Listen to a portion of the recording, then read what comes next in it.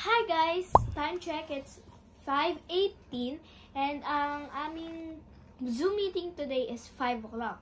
Pina-standby lang po muna kami kasi parang may inaasikaso pa silang layouts. So, ito po yung day 2 kasi yesterday, fitting po namin para dun sa mga clothes na susuotin sa mismong shoot.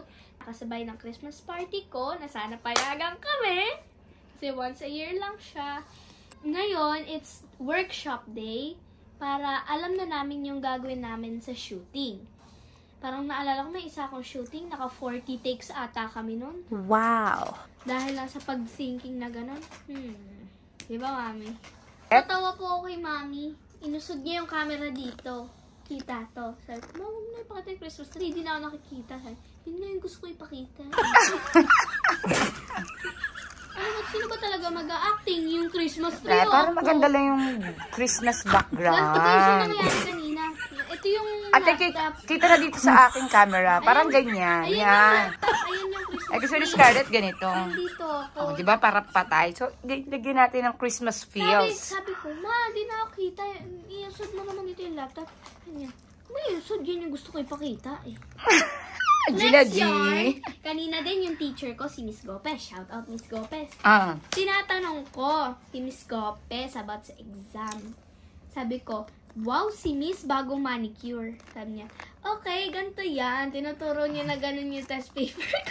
Siyempre, magki-Christmas party. Dapat maganda ang bagong kuko. rebond ng teacher ko. Siyempre, nag-bonus na ang mga teacher. Baka naman, nag-bonus na. Bonus naman sa exam mo.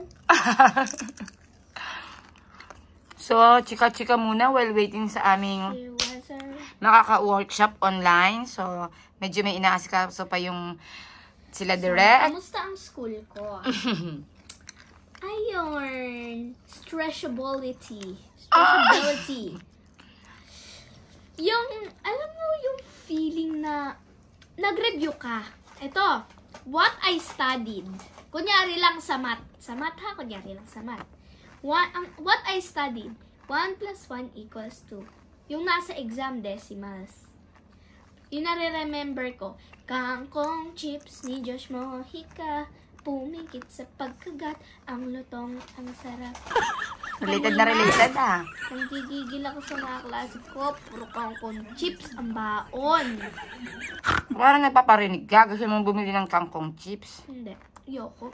Pagtikim ko kanina, may buo-buo pang kangkong eh. Kangkong nga, magulat ka kung hotdog chips yan.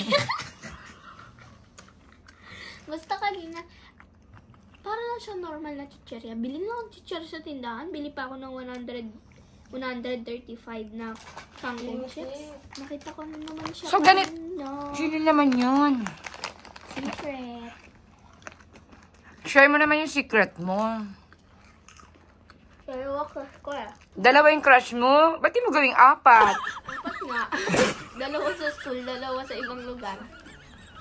Oh, ngayon, kung dalawa, anong nangyari? Nakita ko na naman yung dalawa kanina sa school. Tapos, Pogi, syempre. baka naman drop name na yan. Yoko, may expose ako. Secret daw. Bawal mo naman.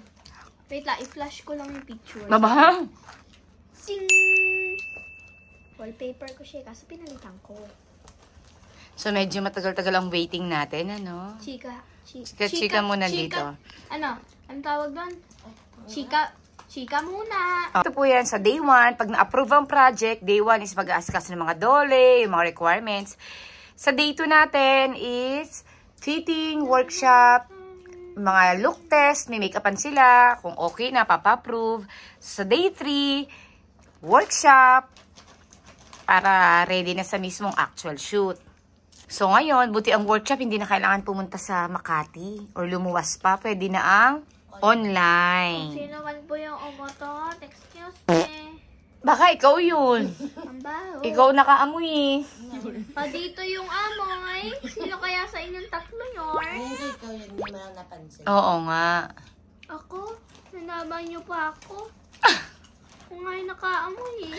Sige na guys, at malapit na sila mag-start. Thank you for watching. Please don't please don't forget to subscribe and click the bell button and comment down below kung sino hula nyo na crush ko. Oh my God, i-comment nyo na nang ma-reveal na. Sa mga classmate ko dyan, Alam ko naman, kilala niyo na yan. Ha? Comment down below.